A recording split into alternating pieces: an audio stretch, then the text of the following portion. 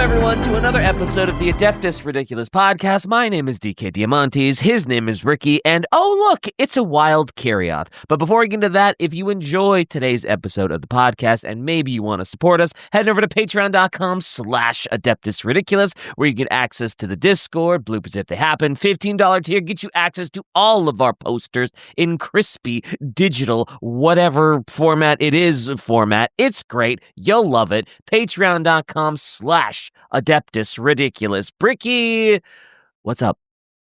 It's Monday, man. It's Thanksgiving week. Oh, God, it is, isn't it? It is. 2025 is almost over. Aren't you happy about that? I mean, I don't exactly know where 2025 went, but, time marches on. It does march on. I will say, despite everything, the horrors, I persist. Hell yeah. I thought you were going to say, despite all my rage, I'm still just a rat in a cage. I mean, I could do that also. I could also do that. I've Black Ops 7, you still carry on. You still go day to day. Dude, I got a buddy, right, who's pretty high up in the games industry. And he's like, hey, I'm not, because he's a little jaded, and he's like, there's a good chance that wasn't AI. That could just be like a terrible, terrible team, because I've seen some awful writers. And I'm like, I totally agree with you, ma'am, but not this time. Not this time. It is different. Anyway, I love Warhammer. It's really cool, and it's got a lot of really cool stuff, and I can't wait to talk about a good thing today as opposed to more War of the Beast. Well, we don't know if it's a good thing we're talking about today.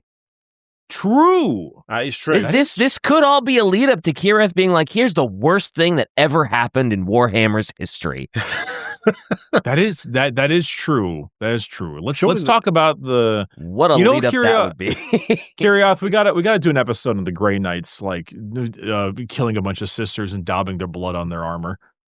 At some point, we got to do an episode on that. Oh boy, I feel it would actually be quite fun, but it still doesn't make it any better. It's like it really doesn't. A fun thing to talk about, not a fun thing to read when it happened. I feel like there's a few things like that in Warhammer. But you know what? I will, advanced sort of spoiler for the quote, because obviously we've got a mystery quote. It's not beast related. So just you can slaughter.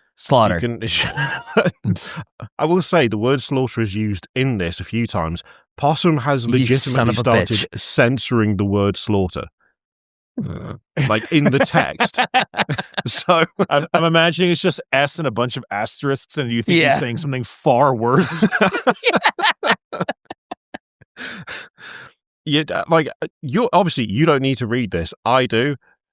Possum wants us to be safe. Possum wants this to be a nice place where we don't have to say the word. So even in the text, it is censored. So just, bear that in mind as we go forward with this one. So I'll give you the mystery quote. I walked across his meadows beneath the brazen sky. All about were fields of black flowers, each a shade trapped in death, each bloom a twisted face, each leaf a tiny skull, each stem a spine of tiny bones. Crimson-flecked flies sucked at the nectar in the corrupt fiends, and the air was filled with a stench of despair. That is metal as hell. I'll just point that out. That's so metal. This sounds like Khorne's domain, right? Because it's like you got skull flowers, you got little red everywhere, you got a lot of death. This has got to be like some kind of Khorne's domain deal, right? DK, you have absolutely nailed it. Holy! Yeah, just kind of built different. All right, let's not go too far. Built different because he built stupid. No, you are absolutely spot on. So we have done episodes in the past where we've talked about how you've been lied to about Nurgle, how you've been lied to about Tzeentch, and today, this one is in the same vein but slightly different. So the exact title for this particular episode, well, I say episode, for the script for this episode, is you have been lied to, but may have been right also about Khorne. Because it turns out it's complicated. So this is the latest in the propaganda series for Chaos that we've been doing. And, well in advance, boy, Games Workshop did some sort of flip-flopping on Khorne. There are some U-turns in here that are absolutely fascinating to read in hindsight. So, it's been some time since we talked about the true original lore of the Chaos Gods. The first time we did it, the podcast turned into a Nurgle cult whilst Bricky was gallivanting around England. Then we went into the often overlooked sorcery Gallivanting? That man was gallivanting. Holy. Do you gallivant getting his around sausage rolls and England, stuff? Kyrion? Hey, it's my BAP, thank you. Oh, yeah, you're 100%, sorry. yeah. BAP. Gallivanting. Great word. Really is. Then we went into the often overlooked sorcery aspect of Tzeentch, and now we're going to get our axes a bit dirty as we dive into Khorne. With the other gods so far, we've found that they emphasised one thing in the past and then embodied something else in the modern era that ignores that past a bit. With Khorne, one might immediately think that the trait that got really disregarded over time has been the honorific aspect of him. In fact, when me and Possum were talking about this, I said to Possum, people keep talking and complaining about how he's more about raw violence nowadays. But here's the thing. Khorne was a lot more cut and dry back in the day, and there are many aspects of Khorne nowadays that are more accurate about him in the past. And even that is not fully accurate either. Khorne is the biggest moving target when it comes to old lore, so there's a good chance that you truly have been lied to about Khorne. But you may have also been spot on about him the whole time, and told that you are the one lying about Khorne. See, this is what happens. Are you sure this isn't a Tzeentch episode, actually? Like, in disguise? Rips off the bandage, like, ha-ha! No, yeah, I mean, this sounds about right. Games Workshop likes to flip-flop on their stuff. Plus, the whole 30 writers thing and yada, yada, yada. Mm-hmm. They're well known for picking a lane and sticking with it. Wait. Yeah, okay. Good Said and no evil one ever. Yeah. Good and evil is a matter of perspective. Flesh Eater the Impaler of the Murder Hounds. pretty spot on, to be honest. Yeah, good old Abram Gaunt versus Alakath, the Child Flenser. I really just don't know which side to pick. It's just a matter of perspective, man, So, in a very contemporary sense, we look at Khorne not only as the blood god, but also as having a degree of honour. A degree of a wretched counterbalance to mindless bloodshed. The idea of Khorne having some sort of a code or following some degree of a doctrine or martial pride gives him some grounding, especially when it comes to the gods that he hates the most. He is generally put at odds directly with Tzeentch for a few reasons. The first being that Tzeentch uses magic. Khorne despises magic more than anything else. The other aspect is the trickery and backstabbing that goes hand in hand with Tzeentch, and this plays into the idea of code and martial prowess most of all. Being honour-bound would be horrifically at odds with the idea of deception and trickery. However, there are some aspects about the two that are still kinda agreed on overall. The first, and most obvious, is magic, to an extent. Khorne doesn't like magic, but he and his followers are still intertwined directly with magic whether they like it or not. Enchanted and enhanced blades are very common when it comes to combat, and this does go against the idea of hating all forms of magic. Plus, let's be honest, warp fuckery that results in a gigantic demon appearing, whipping blades of fire, that's magic. It is magic. Yeah, in and of itself. I'm assuming you're referring to magic in the sense of what we as like the 21st century mortals assume magic to be. Random shit coming out of the place, right? Like people being summoned Sorcery. from things. Yeah. So, yeah. Whereas like a Khorne demon is not casting fireball, so to speak. He is fireball. Yeah, he is screaming so loud that everyone's heads like explode. Yeah. Which can be considered magic, right? And how he And I appears mean, on the they live in battlefield. the warp, which is just, Magic. roiling. Yeah, like if you're defining magic in that way. I remember there was that one thing where like a bunch of I forget which story that was. It may have been the Anger on Arcs of Omen, but like a whole bunch of like ecclesiarchal preachers were like screaming and yelling and getting angrier and angrier, and then they all like randomly turned to like brass coffins to shout their anger, or like they were either put in brass coffins or their skin became brass as an effect of their anger from the warp. And like, that's very magical sounding, you know? Mm-hmm. It's also extremely scary in a very Khorne-like way. I don't know, there's something about the idea of like a brass encasement, or I guess it's playing on the brazen bull thing of just being trapped and unable to escape. Khorne unleashed Murder Curse, aka Rage Virus, on an entire Imperial fleet, which is entirely magic. Yes, yeah. It's a magic curse that makes, yeah. There's some minor hypocrisy going on there. It's fine. We don't need to...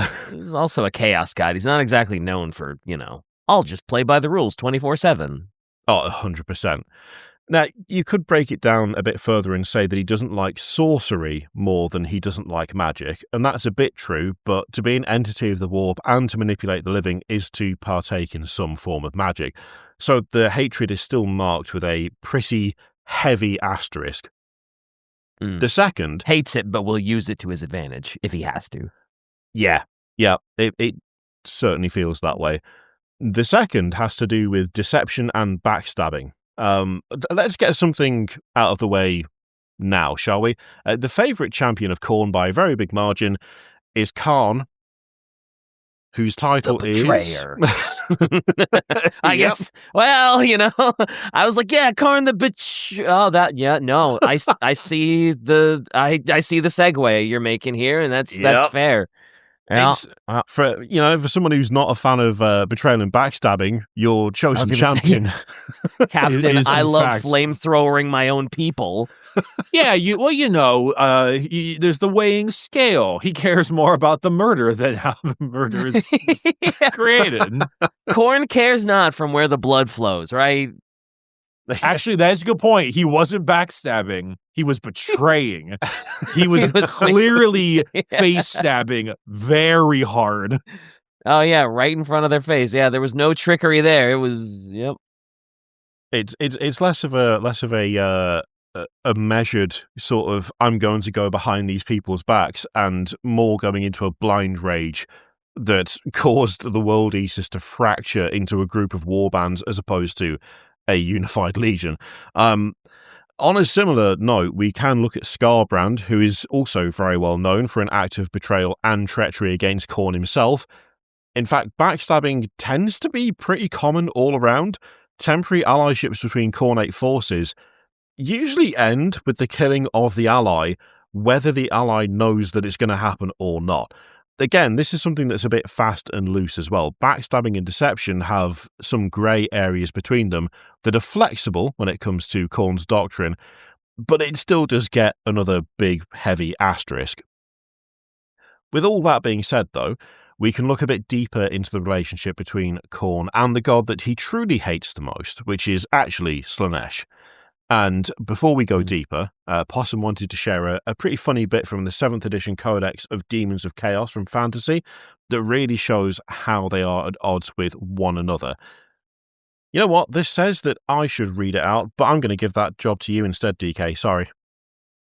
Oh my. The other gods are attracted and repelled by Slaanesh in equal measure.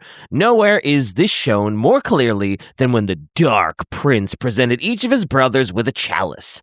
Beguiled by Slaanesh's art, Nurgle and Tzeentch accepted the chalices of entropy and lies, glad, despite themselves, to be worthy of the Dark Prince's attention. Khorne, on the other hand, could not resolve his wrathful nature with the peculiar attraction that Slaanesh aroused. He smote the chalice of war a mighty blow, shattering it into 1,000 pieces. Yet even as the broken shards tumbled to the ground, Khorne felt compelled to gather the fragments together. For many days and nights, Khorne worked to repair the damage he had wrought. But when the labor was complete, the rage waxed strong within him, and he shattered the chalice once again. A child. The blood god has since recreated and destroyed the chalice of war untold times, as unable to let the pieces lie as to graciously accept the Dark Prince's gift. What a baby. Taking my ball and going home. Yeah. I don't like your toy. Breaks it. Actually, but then, it's pretty nice. Yeah, it is such like an impulsive. I hate this person. I'm gonna smash it. Oh, but it was really pretty. I should put it back together. Finishes putting it back together. Now fuck that guy. Breaks it again. Yep. Yep. Too true. Shy Khorne is obviously tsundere. Yep. Oh, what does that word mean? Should I know what that is? You know, it's probably better that you don't. I mean, it's nothing bad. Don't bother. It's just don't worry about it. It's exactly as we have described it. Yeah. Do I need to impart this knowledge upon you? No, and I will therefore not. Yeah. Don't worry. Okay. The chat is rolling over laughing. It's fine. I will continue on in ignorance as I largely do throughout the rest of life. So it's been almost always established that Khorne is permanently at odds with Slaanesh, but they are fairly close in a few ways, especially if you focus more and more on the martial honor and pride aspect. Both of them love their violence and the thrill of battle, of course. At their core, Slaanesh is about the indulgence in prolonged pain, though, while Khorne is about the indulgence in immediate death. But it's still ultimately indulgence from the same source. When we get into the idea of martial prowess and honor, we also step a bit harder into a major blurring of the two. Sticking to a martial code is a means to strive for some form of perfection, as the only way to be unwavering in your code is to be a perfect example of its embodiment. The same can be argued when it comes to becoming a master of your weapon and your battle prowess. Honing in your skills and becoming the greatest and most brutal with a blade means that you are, in a sense, embodying a major degree of perfection as a concept. Even though they're at odds with one another, the means of embodying Khorne does, in a sense, feed Slaanesh whether Khorne likes it or not. This is not part of the script, and it's not part of looking at Khorne overall, but this is one of the things that makes me excited about us looking at Slaanesh in detail, because the whole excess and perfection thing is so wide-reaching and encroaches on everything else. Like, Slaanesh is, in a way, the most broken Chaos God, because even if you're like Tzeentchian, and you're, an absolute master of deception and trickery, and you can pull off, perfect maneuvers to manipulate your enemies. Is that not? Slaanesh loves that.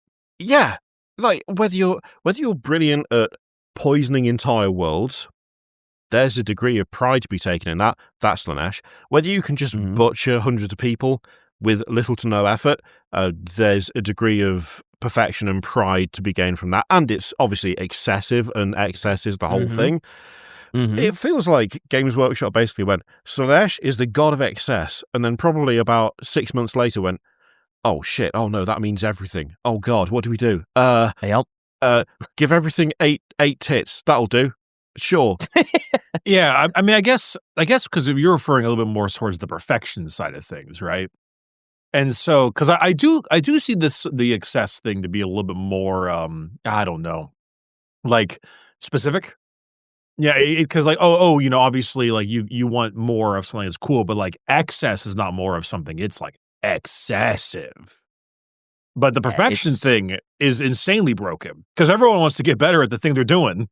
Oh, of course. Yeah, nobody's just sitting there idling around, but yeah. Slaanesh is quite literally the I drink your milkshake, I drink it up god. Yeah. I mean, I guess in a sense, it's like I wouldn't imagine that every single person in the populace is an excess person, but obviously all the other chaos gods are, because it's either an excess of like murder or trickery or like power or like violence and etc. it definitely does kind of show that in some ways Slaanesh is kind of underserved when it comes to the excess side of things. I mean, really, the only thing I can think of that is properly a display of excess is one of the Age of Sigmar characters. I think it's called Gluteus Maximus or something. And No way. oh no, have you not seen this? It's great. No. Okay, mild tangent. I've got to show you this because it's such a good model, and I think it might be one of the few times they went, you know what? It's not all about sex. Maybe we can have. There we go. It was Glutos Orskolian. Sure. Wait, is this their actual name? Yeah. He's oh my god, fat lad Whoa. on a massive like palanquin. Whoa, that actually is a hardcore model. It's actually, sick. it's really sick. It's so good, and it's an aspect of excess that you just don't see from a lot of the Slaanesh sculpts because that. You know, I will agree with you on one thing. So I actually think the excess on the Emperor's Children is actually pretty good. I like all of their weird like vials and their stretched skin and some of that nature. I think it's pretty cool. That's fair. Also, because like noise marines are an excessive sound, right? And like even though we can't visually see it, we know that it's like loud as shit. Yeah. You know what they aren't doing enough of though? I think they like because Nurgle has a monopoly on fat dudes. You know. That like does. Nurgle has a monopoly on the chunkers, and I like the big chungus, as they say. They do say that, and like if you're gonna be doing, shut up, TK. If they're going to be doing like excess, like I feel like we need a lot more big ass, large ass lads. Yeah, yeah, 100%. Like I think about that. Slaanesh has been like bottlenecked into just being like everyone assumes it's like, oh, that's the sex god, right? It's like, yes, but no. Well, see that's the thing is I was thinking that too, Shy. Like they have the giant planet that's just a big fat guy, you know, which was like kind of neat. And I feel like if you're gonna do excess, you know, that includes like food and stuff of that nature. So I don't know. I like gluttony is a very very Slaanesh sin. Oh, and for sure. I don't know. I kind of wish they would go a little bit harder with that. You know, they try to. I think it's because they try to make them all look sexy, and normally people don't consider obese people to be sexy. Yeah. You know, just that general vibe. But like, I like that dude. And, That dude's sick as fuck.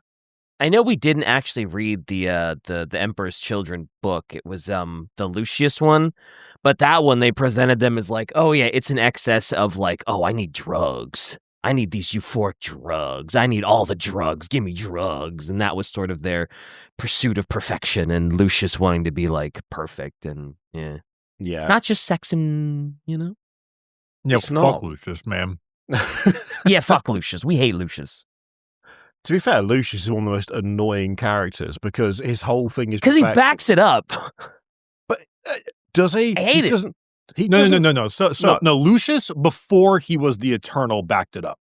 The dude was a really good duelist before he became an Eternal. Now he's just a shithead that's barely even Lucius anymore, if even, who just dies a bunch. Yeah, that serves to be killed. That's my main issue with his whole character arc. It's like on the surface, a guy who, even if you beat him and take some pride, like he then almost reincarnates through you. It's like, oh, that's horrifying, that's awful. But then when you look at it a bit more, it's like he's the best swordsman and best duelist in the universe. Oh wait, he loses constantly. It's just if people are like, oh, I did that, they lose anyway. That's not the mark of a good warrior. That's just bullshit. That's just, which is very chaos, to be fair. But for some reason, that feels more Tzeentch than Slaanesh to me, where it's like, oh, he's so good, I keep bringing him back. He's not that good if he's wearing armor covered with 1,000 faces of people who've beaten him. That doesn't make him good. That part's true. That part's true. I'm referring to like Isvan massacre type stuff. Yeah. It feels like he should have to like perfectly kill you to like absorb your skills or something. And it's like, wow, his armor's covered in like soldiers, and it's like, oh fuck, it's because he absolutely slaughtered those people. Slaughtered? I didn't want to say it proper, man. It's a censored word. Good point. You're so right. You censored it, and we fell for it anyway. Okay. Anyway, speaking of slaughter, speaking of slaughter. So when it comes to Khorne and the opposition to Slaanesh, what if honor wasn't on the table? Well, for quite a long time, it wasn't for Khorne. So, Khorne is one of the oldest deities in the history of Warhammer and has been around in some way or another since the early 80s. In the first edition of Warhammer Fantasy Roleplay in 1986, we get the first real clear picture of Khorne. Oh dear God, I read that and I was like, oh, that's my birth year. And then I went, I'm going to die soon. Oh, I don't know why. I just feel like Jesus Christ. I just feel like I became aware of my age in real time, and I don't like it. I don't like that we're in 2025 and it's nearly over. That's really upsetting. No. Poor Gary, just having an existential crisis live on this episode of Adeptus Ridiculous. I just felt like the size and weight of the universe in like 3 words. Dude, you're feeling like Fabius Bile when Slaanesh was looking at him. Yeah. Oh my Tzeentch God. got to him, everyone. Tzeentch is real. This is a Tzeentch episode, actually. Jesus. Okay, so in this book, the gods of chaos are listed as Nurgle, Lord of Pestilence and Decay, Malal, the renegade chaos god, and Khorne, the blood god. His description is 2.5 sentences. Khorne is the blood god, the angry and murderous god of chaos. His great brass throne sits atop a mountainous pile of bones, the remains of his followers who have died in battle. He is obsessed with blood and death, and is the power behind the first armies of chaos which rampage across the edges of the old world. Now, we're going to get into the real meat and potatoes of this episode with the description as presented in Realms of Chaos, Slaves to Darkness in 1988 in a little bit, but one thing to note about it right away is the following. Honor is never mentioned in it, but something else is. More on that in a bit, so we will return to it. So we all know by now this supplement was built as an add-on for both Fantasy and 40k, and it had 2 bits to it. The first was Slaves to Darkness in 1988, and the second one is The Lost and the Damned in 1990. Slaves to Darkness was Khorne and Slaanesh, and Lost and the Damned was Nurgle and Tzeentch, but in both volumes, both gods are mentioned throughout in random passing lines. The Lost and the Damned has the first real mention of a dual nature on the gods, but it's presented as an example and less of an explanation. It states that chaos powers exist that typify redeeming characteristics like fellowship, charity, law, and other redeeming characteristics, and mentions that Khorne, for example, along with violence and bloodshed, has inherited the warrior's sense of honor and martial value. Now, this is followed by it saying that Nurgle embodies the human hope and energy that defies the inevitable. The operative words here are inherit and embodies. Nurgle embodies the polar concept, whereas Khorne inherited it. If Khorne was something that truly existed to fully own the concept of martial virtue and warrior's honor, it would be a bit more explicit, and it wouldn't be kept at such an arm's length. In 1992, we get something a bit more explicit that covers it from a pretty unlikely source. In the epic Space Marine 2nd edition expansion Renegades from 1992, we get some clarification on Khorne. In this book, Khorne is still described as sitting upon a brass throne, but he specifically sat upon bleached skulls instead of just random bones. Skulls still of his champions that have been killed, but skulls nonetheless. The more of his champions are killed, the higher his throne rises. He is described as a fighting god of anger and destruction, and his champions and demons are the most potent warriors of them all. Then we get the following description, that is the hardest swing in the honourable direction imaginable. So, here you go, Bricky. Yippee! Khorne is a noble warrior who respects strength and bravery, who takes no joy. My dog is on me right now. Good God. Get out of here. Get out of here, man. What are you doing? She's shaking her ass. Mortar, stop. He's got to read a quote. You got to stop shaking that thing. Your dog can't be twerking during quotes. That's not. She's twerking during Crazy. the quotes. She's Unbelievable. twerking during the disrespect. quotes. Damn. I can't believe her. As soon as I started that, she walked in here and started shaking her ass and telling me to throw her toy. Okay, What the hell Corn you your turns dog out. to do, by the way? What the hell, Bricky? What are you training that dog for? Listen, she's a little special, okay?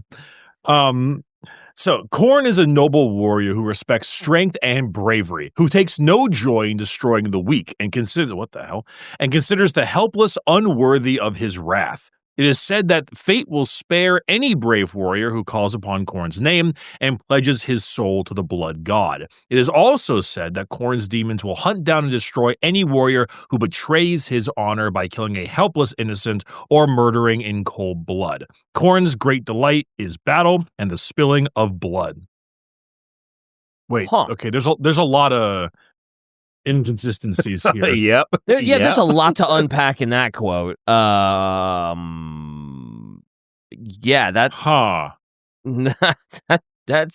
quite the swing. I mean, it's pretty up there, right? In terms of what we know about Khorne now, that is very explicitly, it's all about honorable combat. You can't. He very much cares from where the blood flows. Yeah, he clearly does care. That is he very much cares. Yeah. It's crazy how different that is to what we know. Like, just the line, like, Khorne cares not from whence the blood flows, only that it does. Like, that is not the same as what that quote is. Not even remotely. There is discernment. There's, like, purpose there as well. There's a defined, like, honor code going on. It's pretty wild. So, as you can see, that's a dramatic pendulum swing that turns Khorne into less of a blood god and more into a god of noble war. In another 2 years in 1994, we get the same description, but with some pretty notable changes. This was for the release of the second edition of Adeptus Titanicus, named Titan Legions. Once again, brass throne on bleached skulls of champions, but here's the excerpt immediately after. So, here you go, DK. Ooh. Khorne only respects strength and bravery and considers the helpless or weak worthy of nothing better than a swift death. There we go. It is said that fate will spare any warrior who calls upon Khorne's name and pledges his soul to the blood god. It is also said that Khorne's demons will hunt down and destroy any of his champions who betray his honor by fleeing from combat or avoiding battle.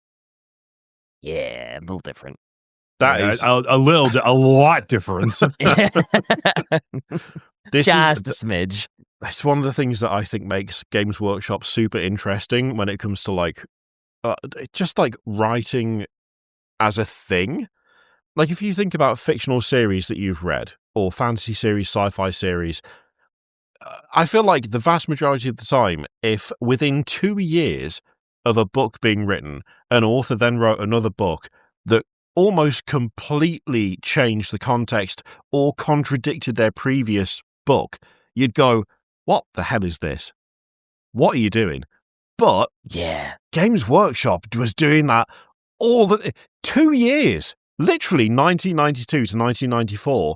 Khorne goes from, you do not kill innocents, you leave them alone, they're not worthy of it, don't touch them, to, I mean, just kill him quickly. It's fine. Yeah, that's the best thing you can do for him is just knock him out quick. Don't waste your time on it. Get it over and done with. We're all good. Just don't run away, and we're fine with it. Like, that's a significant shift. That is massive. It went from being a useless thing that you shouldn't do to you might as well just fucking destroy them as quick as you can. That's a 180. It's and this is why I'm really glad we're doing this episode, because it's like there are so many contradictory things about Khorne where you can go into any sort of discussion about Khorne and there will be someone going, yeah, but he's got honor and doesn't like the killing of innocents, all the way to everyone should die and it doesn't matter. And they're both right. Yeah, picky year. You're spot on. Like, that's pretty much how it's gone. So instead of considering the helpless unworthy of his wrath, they are now worthy of nothing better than a swift death. And now, killing a helpless or murdering in cold blood have been removed from the honour that could be betrayed. From there, it would be further reduced in the 2nd edition 40k Chaos Codex, where it would say that Khorne's followers may feel they can justify these deaths through honour, bravery, or pride. But the true worshippers of Khorne know that he only desires the S word in his name, and the reason is meaningless. So, when it comes to Khorne, this has been a moving target for ages, and it still exists as such in many different ways. So now we're going to get into the true, pure essence of Khorne in the Slaves to Darkness. No honour, no prowess, no justification, pure violence. Hell yeah, brother. Pure violence is a weird, as a phrase, it's only 2 sentences. It goes hard, and I don't know why. Let's say it's important because you got to say pure violence. Because if you don't say pure violence, you're going to say the S word, and we can't have that. It's not on. We're not having that anymore on this podcast. Atop a weirdly carved throne of brass that rests upon a mountain of blood-stained bones sits a muscular monstrosity, hundreds of feet tall. He is clad in plate armor of alien design, covered in a repeating skull pattern throughout. On his head is a gigantic winged helmet that covers almost the entirety of his face. What's visible is a face that is bestial and snarling. This is Khorne. Khorne is the embodiment of chaos due to absolute violence and mindlessness. Everything and everyone within reach of Khorne is to be destroyed. He is described as the huntsman of souls who drives the chaos armies before him. His followers delight in the slaughter, and the bellowing of his rage and delight echoes through the void. There are no temples to Khorne. In the traditional sense, battlefields are his temple, and the construction of an effigy to him would be a waste of time, because any time used to build such a thing could have been used for killing people. Hell yeah. Despite them making effigies of Khorne often. Holy shit, is that a picture of Khorne from Age of Sigmar? It's that looks like general... that one, is it Dark Souls picture? Oh, where God. is the dude holding up to the... You know the one, right? Yorm the Giant? Yes. Oh, yep. The guy I think against so. Yorm the Giant. Yeah. Dark Souls 3. Mm-hmm. I mean, a little bit. I mean, they've shown, artist renditions of the Chaos Gods quite often, but, they are formless. They don't have a technical look. They just have lots and lots of, art, concepts for the most part. A majority of Khorne I've seen is just sort of oh, look, it's Satan. I don't believe that's canon 40k Khorne. I think that's the Emperor's Tarot. I'm pretty sure it's one. I think it's the Emperor's Tarot card. Yeah, Shrug. I'm pretty sure it's the Emperor's Tarot card. Hence the card form. Oh, okay. I said no, it's not. No, it's not. Let the Googling begin. I don't know. Citation needed. I'm just still being salty about being reminded as to how the art for Yorm the Giant made him look absolutely insane, and then the actual fight was, and I mean this in the nicest way, garbage. It was just garbage. It wasn't fun. I didn't like it, and it was a blight on an otherwise very, very good game. Just saying. Yorm deserved better. I killed Yorm with a katana. It just took so long to do it without the sword, and it was so boring. It was just so dull. Oh, God. Oh, that one. No, I do remember that one. Yeah, they give you the special wind sword or something. Yeah. That's why I forgot, because it was just one of those, it felt like a throwaway fight. Yeah. They could have at least made Storm Ruler a fun sword to use outside of that fight, but for some reason... It's terrible, yeah. Yeah, they just... FromSoft have got a habit of going, we're going to introduce something that could be kind of neat outside of this one niche scenario, but actually, so they did an Elden Ring. It was against the snake boss dude. They did the gimmick fight, but it was good that time. That's true, Actually, yeah. What was it? Rickard? Was it Rickard? Yeah. Rykard. Yeah. Shout about Together. That guy. Yeah. What a guy. He's super Oh, cool. man. Next time on Acceptable Losses, Elden Ring. Oh, God. It's gonna happen. I mean, it'll be like any number of Dark Souls games, series, right? Sources cited all the video videos. Maybe we just so true. Maybe we just email Vazzy Video and be like, please. Would you like to be on an episode? Would you like to be on 100 episodes of the podcast? Or we just buy his book and read it out loud? No, I'm joking. We're not gonna do that. Anyway. So when it comes to Khorne, every single life taken by one of his followers increases his power, but he does pick favourites too. He favours those who takes the lives of their own allies or their own friends. The more death and destruction a creature has caused in life, the more welcome it is as a sacrifice to Khorne in death.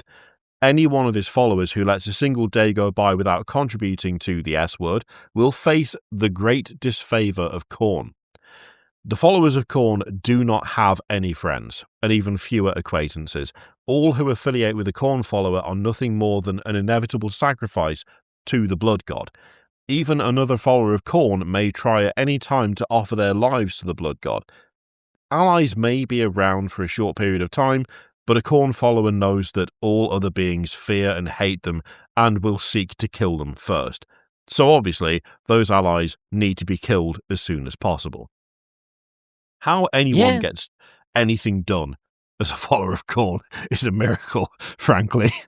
Well, I mean, your to-do list as a Khorne follower is pretty simple. So it's not like you got a long work day of like, oh man, I got to take the kids to school, got to get some emails sent out, got to find time to slaughter for Khorne. Like, you got one job, brother. Look, I need you to stand there for a minute whilst I reply to this company, and then I'm going to stab you in the neck. Is that okay? Yeah, sure, all right, fine. Listen. As spending time on Cox Communications technical support will have me stab someone in the neck regardless. Oh, why did that bring you here, Mortar? What? What are you teaching that? Do you want to stab someone in the neck? Do you want to stab someone in the neck with a fucking knife? What are you teaching that dog? First it's twerking at you for quotes, and then you say Cox and it comes running in. Bricky, what are you teaching that dog? No, it was murder. It wasn't about Cox. Oh, okay. All right. It is interesting though how because very often I talk about because it is weird having the world eaters being able to function, and it is occasionally difficult because sometimes I feel like you read the world eater books and they end up functioning just barely, but then you will occasionally have the world eaters types of stuff where they're mentioned in books about other legions, and they're always barely functional. It's like, oh yes, Abaddon brought in his fleet, and then the 5 world eaters cruises went full throttle directly past everyone, and then rammed 10 Imperial ships and all died. And then the Khorne 8 berserkers were flying spaced into the air, swinging their chain axes. Anyway, it's shenanigans. Mm-hmm. With those, it's more of a miracle that there's any left. How have the World Eaters survived this long? When, generally speaking, it comes to, okay, we've got a big fight. What's your plan? Well, we're going to run at them face first. Oh no, this is in space. No, you can't just run at them. This is in space. Oh, we're going to crash our ships into their ships. Okay, and after that, kill everyone. Okay, and what do you do after that? I'm sorry, what's the question? I don't understand. We're going to run in and hit them with the chain axe. That's what we do. Yeah, but after that, no, I'm just not understanding the after bit. How are any of Khorne's Space Marine followers still going? We don't know. Plot armor, imagination, teleportation. We don't know. I Bold honestly, of you to assume they plan things. Yeah, no, I mean, it's bizarre. I think it's this fact that, like, at least with the orcs, because Shai said, yeah, you can promise more murder somewhere else, and then they'll kind of get together. At least with the orcs, you do the same thing, but then they die and then grow back up really, really fast. Whereas the old veterans, the Long War, do not do that. Yeah. And Shai said, we are flanderizing them a bit. They do use tactics a decent amount. They are not all drooling idiots. They can become drooling idiots. Like it happens to Khorne all the time, where he's just like, what did I do? Oh, you just murdered 1,000 people on a war rampage. Oh, okay. But he does still, like, use tactics sometimes. Yeah, okay. Khorne the Betrayer murdering Alicia, whatever Kroll, Janicia, yeah, the Sister Silence lady, and just seeing his ticker goal. Yeah, Janisha Kroll. That's it. Thank you. So upsetting. She just gets obliterated. Just nothing. Just like insanely powerful warrior, annul everything, and then just nope. Bye-bye. It's very bizarre because it's like, well, they're not all drooling idiots. No, but some are. Some very much are drooling idiots. Some are. And it's like it depends on who's one in charge and two who's writing them. I was gonna say it's another one of those depends on the writer's needs, right? I will say Janisha Kroll getting absolutely annihilated is in the same vein as the Word Bearers trilogy, where it's one of my favorite tropes from not just 40k, but the kind of more like grimdark fiction as a whole, where you'll be introduced to a character that is super powerful, and they just wreck everyone, and they're untouchable, and then there'll come a point in the series or like the trilogy or whatever where someone else shows up and just absolutely obliterates them instantly. It's like, oh, it's that sort of universe. Okay, cool. Like she is insanely strong. She's insanely skilled. She gets wiped out. Same thing with the Word Bearers trilogy, where it's not Marduk. I can't remember the name of the guy, but he demolishes another Space Marine in close combat. A Chaos Space Marine with no armor, no weapons. He obliterates one of the white consuls, I think it was. And it's like, oh my god, this guy's so strong. And then he just gets cut in half by a Grey Knight Terminator. Just kills him. Just outright murders him instantly. And it's like, oh, there we go. I mean, a Grey Knight Terminator is going to do exactly that. So, it's the ever increasing scale of this guy's insane. Oh wait, that guy's insane. Oh wait, and then kill that guy. Oh, and then look, it's the Grand Master of the Grey Knights. Oh, look, Logan absolutely slashed him. That guy's insane. Yep. Also, Shai mentioned about Lord Invocatus, the guy who rides the Juggernaut, and he has hidden run attacks on flying fire dogs. It's not even just that, Shai. In either the World Eaters Codex or something similar, I think they're fighting like either like Raven Guard or Raptors or some kind of offshoot of that, some kind of stealth one. And they have a bunch of like Storm Hawks and various kinds of like Space Marine flyers. And then they're like fighting the World Eaters, and they look and like, because they're fighting Helldrakes and stuff, and they're like, what is that? And in the sky are like rhinos and land raiders and other kinds of troop transport and tanks, like driving in the sky on trails of flame. It's like, just like a land raider. It's like someone just picked it up in like a game and just started making like plane noises with it. It's absolute horse shit. I love it so much. Oh god! Also, insane model. It's so good. I love that.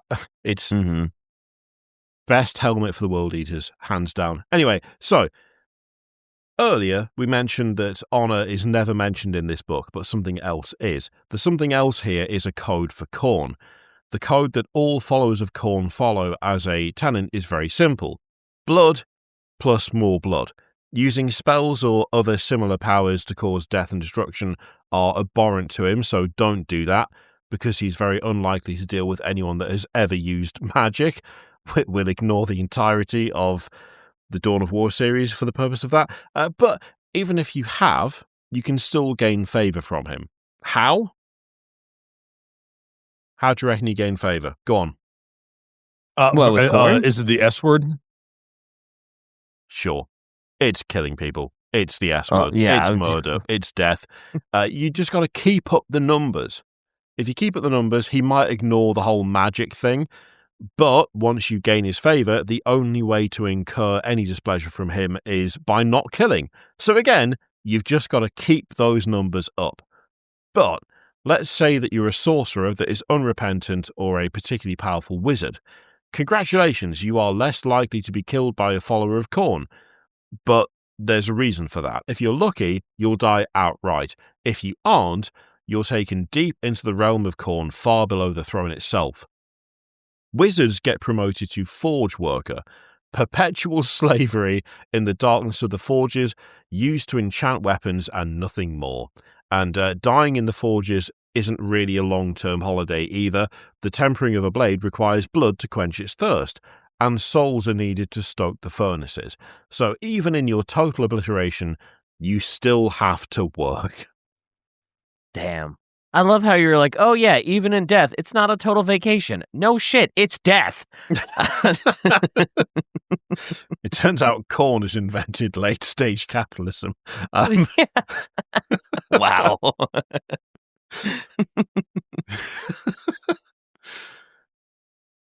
So we're going to go through some of the Khorne units at this point. We're going to start out with Bloodthirsters, and this is from Slaves to Darkness. So there are many servants that are loyal to Khorne and his simple devotion, blood for the blood god, and the most loyal are, of course, Bloodthirsters. Or, you know what? I'm not even going to attempt it. Whoever gets closest wins nothing except for my undying pride and respect. There you go. One out. Go first, shit. then Bricky. Go on, off you go. Kakakas kiss kakakami. My wife. My wife. My name's Jeff. Oh no. No. Do you think we're wrong, Kirioth? What did you go with, Kirioth? How was mine? Honestly, I think yours was pretty good. There's no pronunciation guide for this, and yes, I did check. It turns out no one wants to read this out loud for obvious reasons, because what the fuck is that? Like, occasionally, you'll see something in a 40k or fantasy book from Games Workshop, and you'll go, that author was fully taking the piss. 100% they were having a laugh. Yeah, you don't write that going, this is an important I'm a serious author. Yeah, you're sat there and you're going, how can I make this as stupid as possible? Yeah, sure, we'll go for that. I mean, even if you tried it, Kashkihami, I don't know. Look, Bloodthirsters. That's what we know them as. We're never going to use the actual name again because it's trash. So they also have many other names, including Fists of Khorne, Drinkers of Blood, Lords of Skulls, Eaters of Gore and Flesh, Deathbringers of Khorne, Blooded Ones, that's actually quite cool, Guardians of the Throne, which just sounds generic fantasy, and High-Handed Slayers. Regardless of the name, many aspire to join their numbers. Their existence is for combat, nothing more and nothing less. The bloodlust that fuels these abominations extends beyond mortal comprehension, and a bloodthirster will attack everything within reach of it. Literally everything. They have no fear other than a primal fear of Khorne, and will act regardless of consequences. Because, more often than not, the only consequence involved in a conflict with a bloodthirster is the consequence another creature encounters by facing a bloodthirster, which is that they die. Horribly. Correct. I was going to say, wasn't there a pretty famous bloodthirster that was like, oh man, I'm not even afraid of Khorne. I'm going to go try my hand at him. And it's like, yeet. Yeah, that would be that's Scarbrand, Scarbrand, right? Yeah. Yeah, he got thrown. He got like really thrown, and his wings went all ragged, so he can't fly. But he's still a badass because he outgrew fear for Khorne, which is wild. That's frankly pretty impressive. Yeah. The balls it takes to take a swing at Khorne is crazy. Well, I mean, he He's definitely so took a good. swing. I mean, nothing was going to happen except his eternal damnation, but to have the gusto to even take a shot 100%. at He got Khorne, he got like backhanded 10,000 miles or something ridiculous. When Khorne hurled Scarbrand across the warp, where he flew for 8 days and nights, obviously, leaving a blazing trail of destruction across the realms of the gods, Scarbrand's landing carved out a massive canyon and tore his wings to shreds. God damn, does that mini look cool with the shredded wings? He's a bit dated. I would like an update, but he does still look cool. Mm-hmm. He's neat, but I don't know. I think it's just cool because having like tattered wings on the devil with 2 axes is just cool looking. Doesn't matter what it looks like. Hell yeah. Okay, that art is sick. Oh my The one God. where he's fighting Gilliman. Yeah, what? Yeah. Yeah, I imagine. I mean, I know the world eaters don't care. Well, like not mentally, but I can't imagine the feeling it must be to like have the dude carrying the Emperor's sword start charging you. Like that's just spooky. Terrifying. That's a permadeath. Yeah, that's not like, oh, we'll just go back to Khorne. He'll bring me back. No. You dead. Apparently, unless you're Scarbrand, in which case you're like, hell yeah, let's go. Doesn't the Emperor's sword doesn't it kill demons? Isn't it like anathema? Yeah, that's a if you get killed by the Emperor's sword, that's a permadeath for a demon, right? I thought it was. Maybe Scarbrand is just built different. I don't know. That is true. Scarbrand isn't scared of Khorne, and Khorne is his god. So I'm going to go ahead and guess that he doesn't give a shit. Fair. He's just like, oh, permadeath. Sure, but you got to kill me first.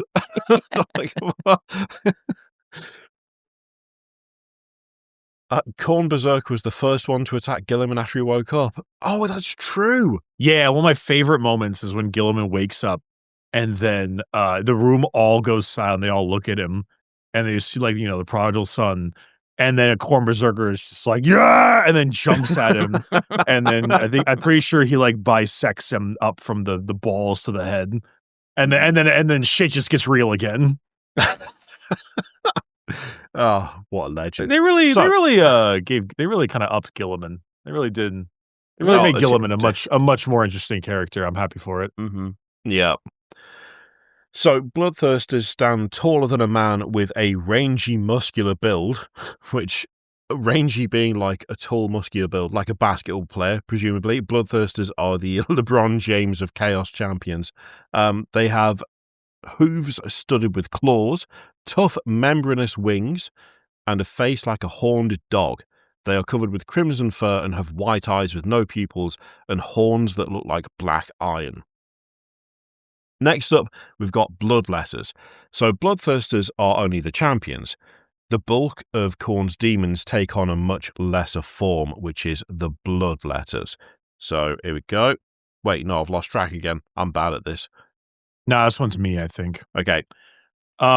Their baying chills the heart and spreads icy tendrils of fear through weak mortal souls. And yet worse, yet more terrible to behold are the huntsmen of this fell pack.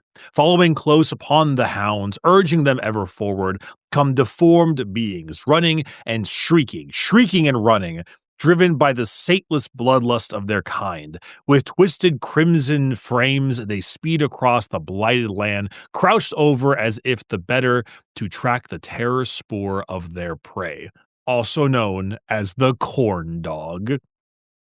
Hey, boom. Psst.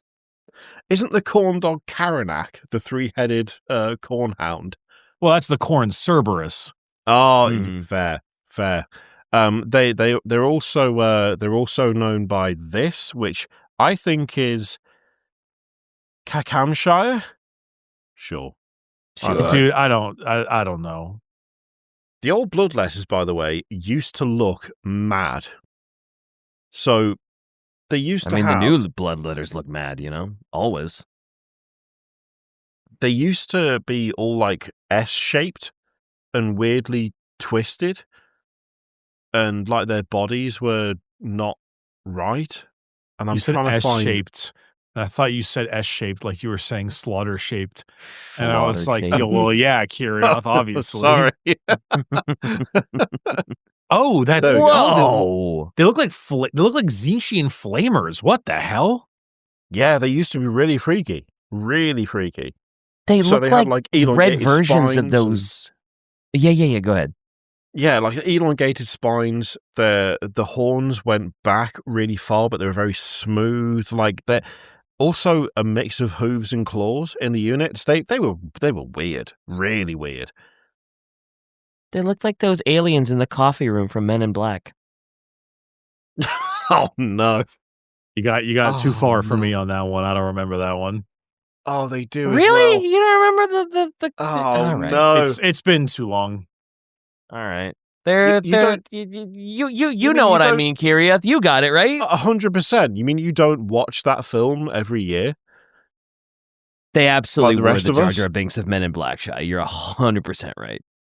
I'm not saying they're good characters, but that was the first thing that popped into my mind when I saw those minis. Yeah, no, I hate to say it, yet I think you're dead on. I think you're dead on. They do look like that, but with knives. They actually do look like it. Oh no! You're welcome, Kirioth. They don't exist anymore, though, right? No, you can't get those anymore. They're like the old like pewter models. So Pewter the models. Oh no! like the cheapest metal you can find. But now I'm never going to be able to see them again without thinking about all the aliens in the coffee room. It's just going to be a bunch of S-shaped weirdos like, making jokes about how shit Will Smith is, and I just don't like that. You know, I too prefer. I had to print an AI Will Smith for a shirt. Oh no! Oh, yeah. Oh God. Black Ops 7. No matter what you do, you can't escape it. You know, even deep into an episode of a Warhammer related podcast, you can't get away from it. I'm watching from death.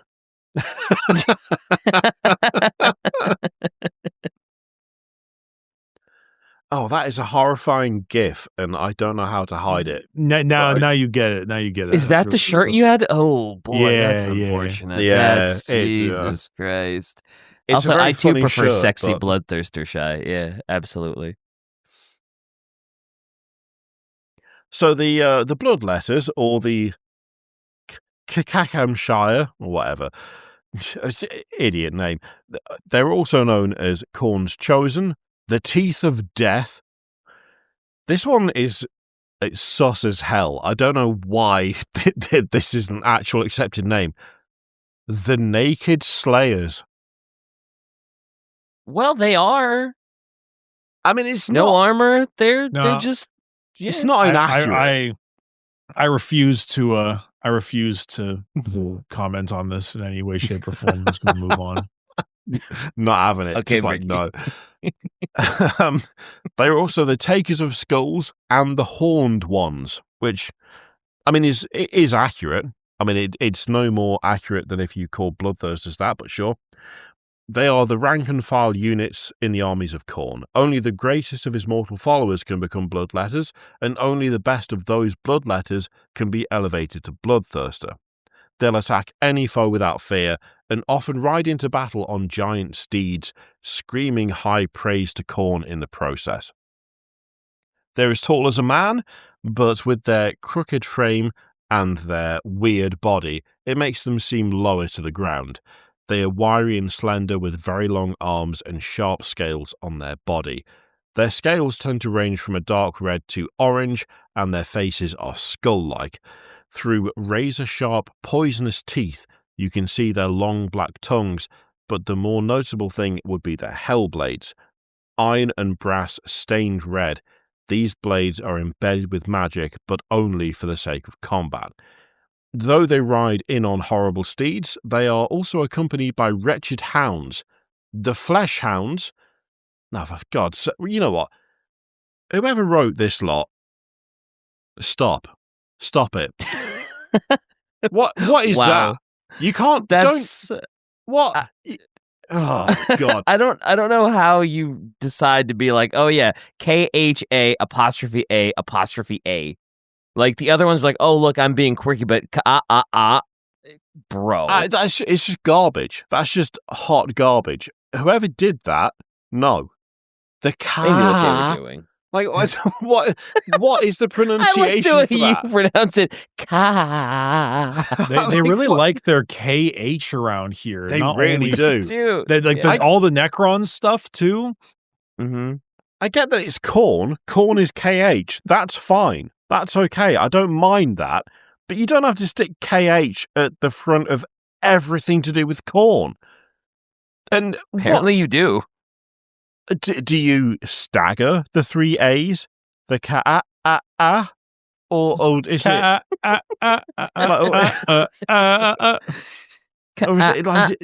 Orange. It's just one. Like, how long is the noise? The ka. Or do you want to go like the like more sort of breathy? The ka. Kashk. Like what?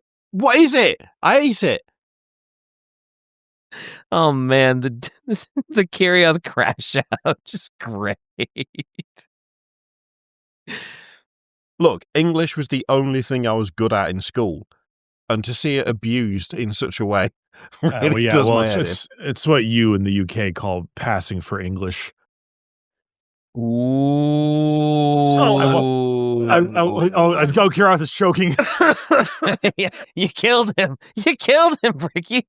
I watched Snatch recently again because I love that movie, and I forget what I forget the name of the dude. But it's like English booby. I thought this country invented the fucking language. No one seems to speak it.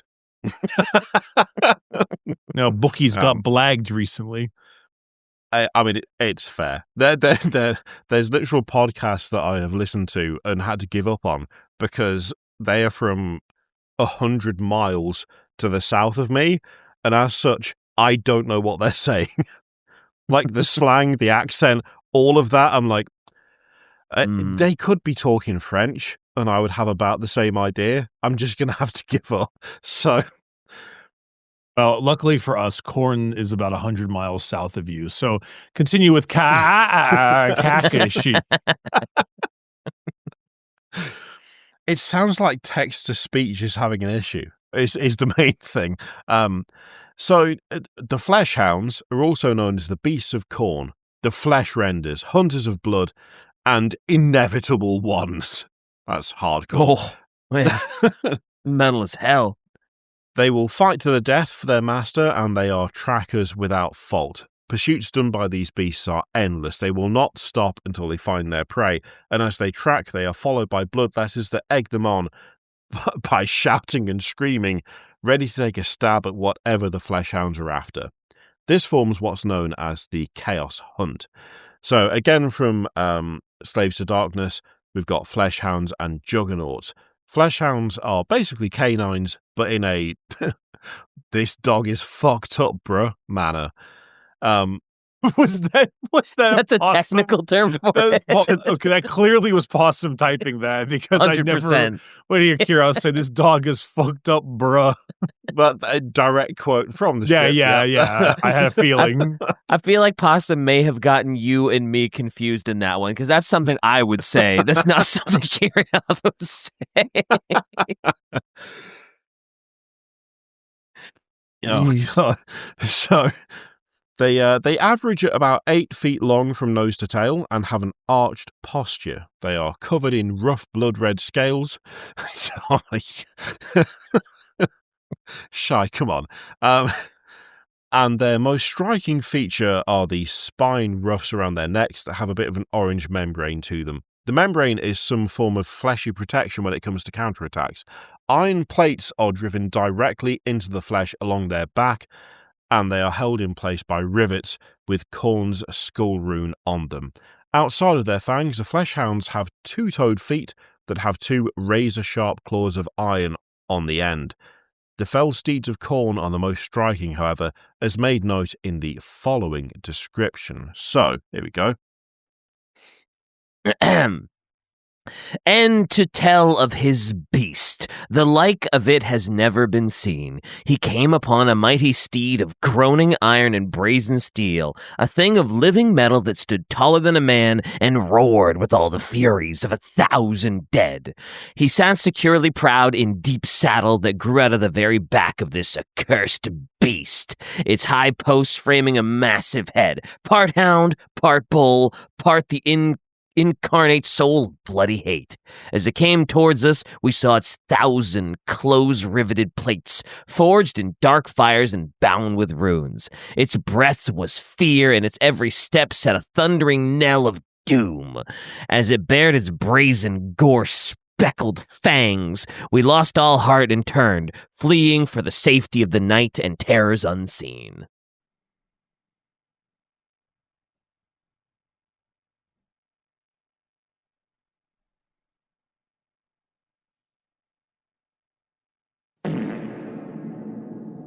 Thanks, Bricky. Thanks for breaking the silence. You're welcome. Thanks. What an icebreaker. I do my best.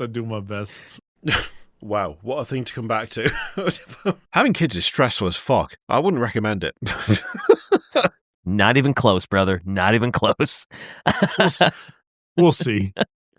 Some of it's Oh, fun. no, we don't need little bricks running around, man. Hey, fuck Some of you, it's man. One brick is enough. Oh my god, no way.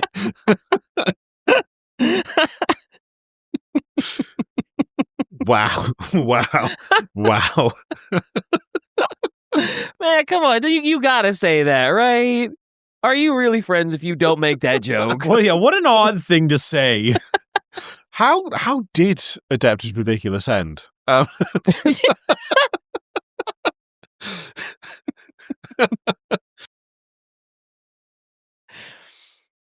Okay, so Yeah, get back to this, Carrie. Oh, come on. Jesus, Carrie. look, I can only take so much responsibility for what just happened. So we've been through how to pronounce the flesh hounds of Khorne, but oh god, wait, no, these are different. I got discombobulated because of distraction. God's sake! So the mighty steeds we just discussed are the juggernauts, which are these? Oh, hang on, I missed a bit. No, there we go. So, wait, what's the difference between those and the fucking hounds? Hang on. No, the hounds are the little dogs that are. I mean, like Khorne name-wise. Like, so the juggernauts are the big armor-plated lads, but Yeah, no, so they still have the prefix of ka. The difference is that these ones are ka as opposed to ka kakashishk. Come on, dude, keep up. oh no! Oh man!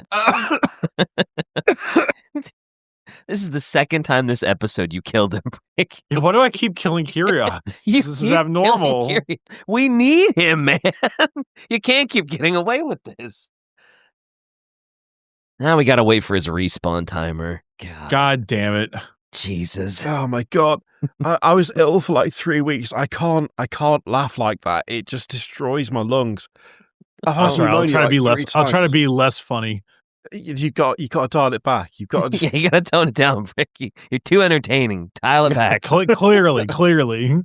I need you to reduce it down to the average level of a 40k YouTuber. And I'm joking. No, I'm joking. No, that's a good point. Okay. Jesus Christ. I was going to say, tone it down to. You need to be on my level here, Ricky. Oh my god! Today we're going to be talking about the Siege of Rax and the munition amount of 400,000 shells, and how this is a grave mistake by Games Workshop. 400,000 shells is not nearly enough shells for the Siege of Rax. Continue. If you're wondering how they fit that many shells into one gun, simply watch the clip from the Black Ops 7 review, where 18 good night. 18 too much self-promotion. Too much self-promotion. Well, move on. Is it self-promotion if Kirioth is promoting you, though? Yes. Now move on.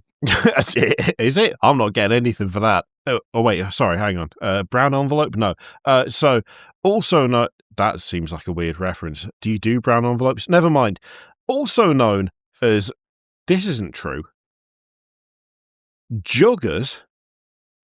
No way. No. That's a possum. Possum's made that up. That's been possum made up. being a shit. Don't worry about it. Yeah. Blights of Khorne, blood or soul crushers. Yeah. And feet of Khorne for free, ? These beasts are occasionally granted to Khorne's top champions and can also be ridden into the fray by bloodletters. They are quadrupedal beasts with broad bodies and the heads of warped bull gods. Their skin is made out of living metal that is riveted with Khorne's rune. Saddles are normally cut into the living flesh of these beasts, bounding them to servitude and eternal violence. They range in colour from metallic red to an iron black. Horrific red machines that cause irreparable psychological and physical damage in their wake. This is such a reference. Much like Ferrari this season. Any Formula One fan? He's it's Possum's an F1 fan. It's fine. Yeah. He's huge F1. Yeah. Nobody else cares though. There's at least 3 people in the audience that were like, hell yeah. So I'm sorry to all 3 of you. So we also have from that same book Khorne's prizes. Of course, outside of the general beasts and demons of Khorne, there are also plenty of rewards that Khorne can hand out to his champions that can be received for doing a great job dividend-wise. They can get a new face of either a bloodletter, fleshhound, juggernaut, or bloodthirster, but they can also get the face of Khorne, which makes their face a perfect twin of their god's visage, which is a bit weird when you think about it, but we're just not going to think about it too much. The hand of Khorne turns one of the champion's hands, paws, or tentacles, for those that way inclined, bright red, and makes them cause more damage when attacking. Poisonous Bite is also a fairly common one, along with a gift that is just known as Frenzy. One of the weirder side of things, the champion of Khorne can also get what's known as Crossbreed, which merges them with a fleshhound and makes them a fleshhound hybrid. Oh, don't like that. Probably best not to dwell on that for too long. Yeah. Jesus. They keep all their champion powers, but now have the power of dog. For example, the champion can have the head and wattle of a fleshhound, a human torso and arms, and then 4 dog legs growing from his hips. He got that dog in him. He got that dog in him. Look, that's some Full Metal Alchemist shit. And I'm not going to explain it, but if you've seen it, you get it, and you know, and don't like it. But Dad seems like a chill guy. Yeah, totally. He seems so chill. We also have some magic items, so we're going to get into Khorne magic a bit more because it's a no but maybe, as we've talked about before. Khorne has rejected all ordered and trammelled forms of magic, such as spells. He is a visceral god who believes that the casting of the spell is the process of the mind and not the edge of a sword. But he still has some of it in a blunt way. His magic is based on the use of magical demon weapons and magic technology that kills in Khorne's name. To get a magical weapon is to get a true blessing, as no weaponsmith could have produced the kind of magic-embedded nightmare fuel you'd find in a Khornate weapon. It also shows an incredible degree of favour on the end of Khorne himself. Trusting something with magic is a huge compliment on his part, so don't fuck it up. When it comes to magic items, a few things are of note. First is the collar of Khorne, which are worn by fleshhounds and the champions of Khorne. They're studded bands of iron and brass, and they cannot be removed. It makes them fearless, except for fear of Khorne himself, and even stronger in a more reckless manner. If the wearer is killed, the collar will dissolve into gooey raw chaos stuff. Ew. What's the problem with that? What? That's fine. Move on. It's cool. I'm not going to touch it. My goth girlfriend wears this one, I think. Hell yeah. Hell yeah. Bloodstones are rocks with deep red veins that are warm to the touch. They're about the size of a clenched fist, and they are only provided to those champions that are favoured most of all by Khorne. They can only be used once, and they are used to call upon the aid of Khorne's demons, but using it doesn't really guarantee that something is going to happen. Best case scenario, the bloodstone summoning works, and the demons arrive full of bloodlust and will not vanish until the battle is done. The worst case scenario is as follows. I haven't read this bit, I deliberately skipped it. Why would you deliberately skip it? I forget which one of us is it on. I think it might be you, Bricky, yeah. All right. The demons do not appear. The bloodstone emits a mighty shriek of unearthly joy and drains the champion of blood. The stone disappears immediately into the void, and the drained shell of the dead champion collapses. Pretty standard stuff. Yeah. That's why I skipped it, because I felt like it was going to be something awful, and it was. So I wanted the surprise. What was that about? No treachery, no backstabbing, no scheming, except there's an item from Khorne where there's a chance it'll just wipe you out for no reason. Well, that's a neck stab more than a backstab, really. That... I don't think that counts, but that's just me personally.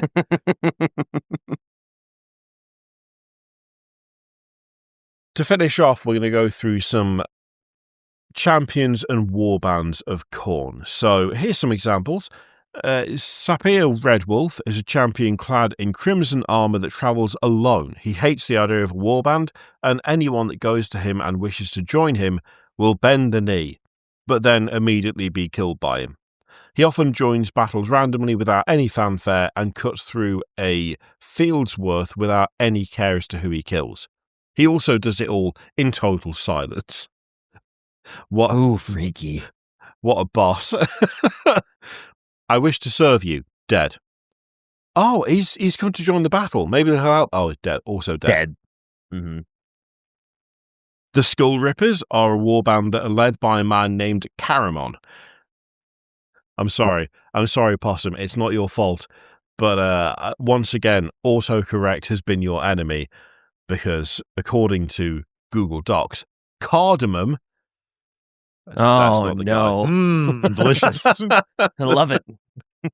It's so close. It's so close. And it's not your fault, Possum. I'm sorry.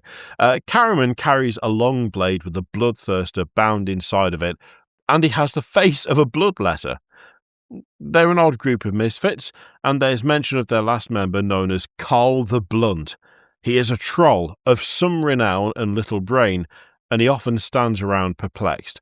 He has difficulty deciding whether he beats enemies to death with a club or burns them alive with his ability to breathe fire. Choices. Either way, we're going to have a lot of fun, right? Yeah. And a bit of a weird one is Grimjack the Hunter. He is a champion that has never taken part in a full-fledged battle. He is a hunter of blood and stalks his victims in the wild. He lives within the ruins of old destroyed towns that have been long abandoned. Many seek these ruins out to find treasure, and that's when Grimjack strikes. His preferred victims are those who actively seek him out to gain the favour of chaos. He finds those individuals, terrorizes them, and eventually, slowly, bleeds them of life. Very clear cut. Letter. Yeah. Oh, that's Khorne. We know what he's about now. We know what's going on. It's not at all contradictory and convoluted and confusing.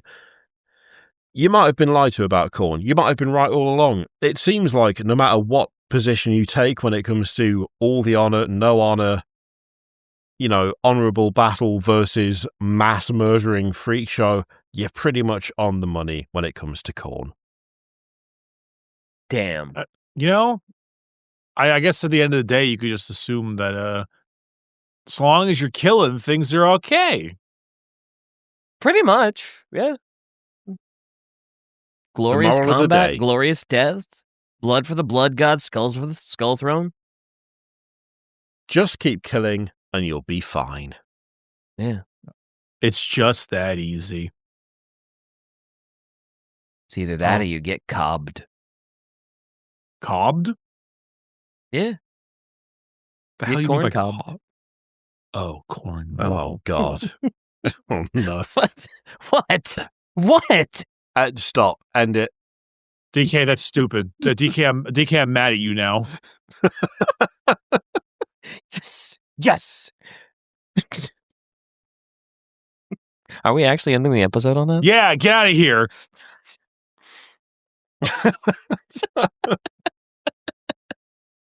Sick. All right, perfect. These kids today with their texting and murder.